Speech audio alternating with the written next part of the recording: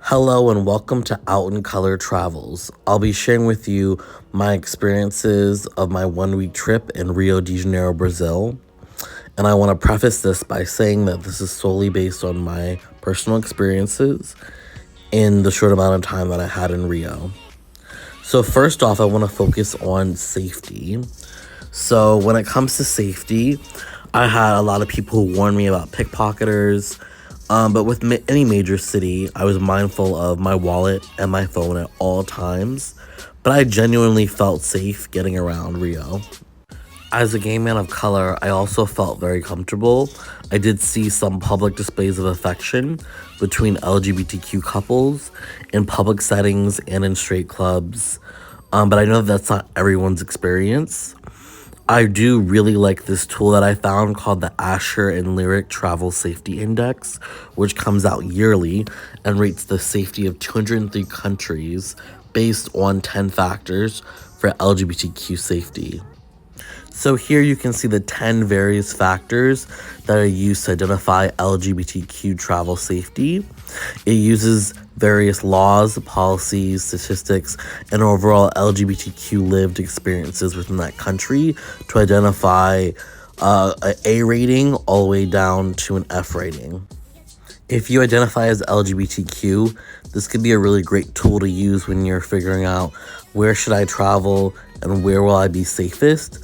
But also it's important to remember that it's an index. It may not always be accurate. Maybe there are people who've experienced a very welcoming environment in a C- rated country on the list. And also maybe there are people who have had less than a welcoming experience in an A-rated country.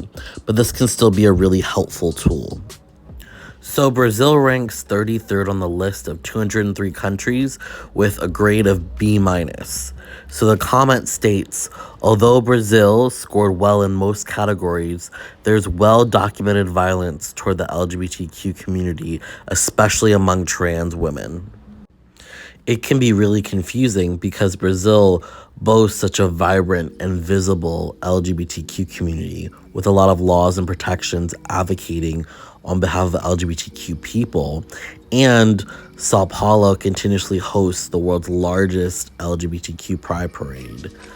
But violence against the LGBTQ community continues to rise. Sadly, what's happening in Brazil is also happening in the US and really all over the world. It's been there, it's been present, but it's just coming more and more to the surface. It's the rise in religious extremists, far-right conservatives, justifying violence towards the LGBTQ community and other marginalized communities.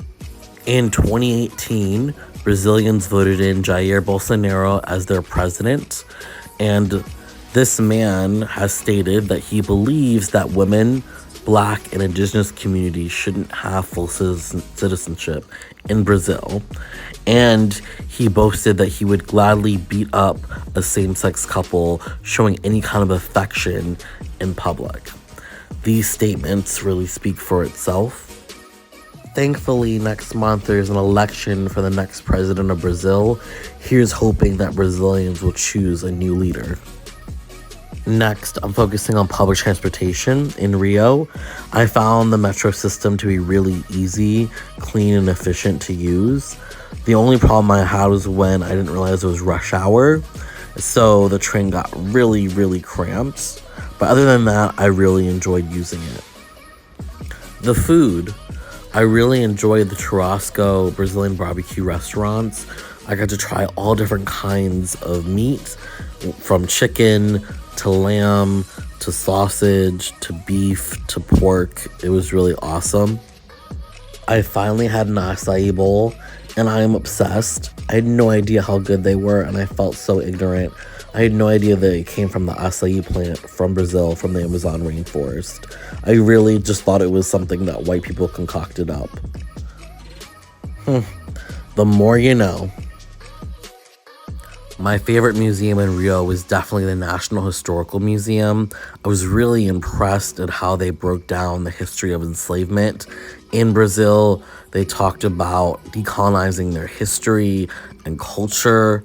I thought I was going to have to wait until I was in Salvador de Bahia, which is the center of Afro-Brazilian culture and history, to get a museum like this.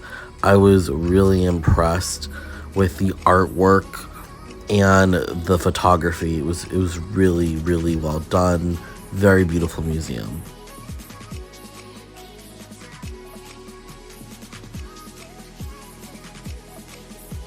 Another must-see attraction is the Celeron Stairs near the Lapa district. It was created by artist Jorge Celeron as a gift to the Brazilian people. All of these different beautiful ceramic tiles were created by him. Some of them are artwork. Some of them are different sayings. Also, a lot of them are represent different countries and cities all over the world. And it was really cool because my tour guide helped me find the Chicago tile, which was really cool. Another attraction that I really enjoyed is taking the tram up to Urca Hill and Sugarloaf Mountain. You're able to get absolutely stunning views of Rio de Janeiro. I had no idea just how massive this city is. It was truly breathtakingly beautiful.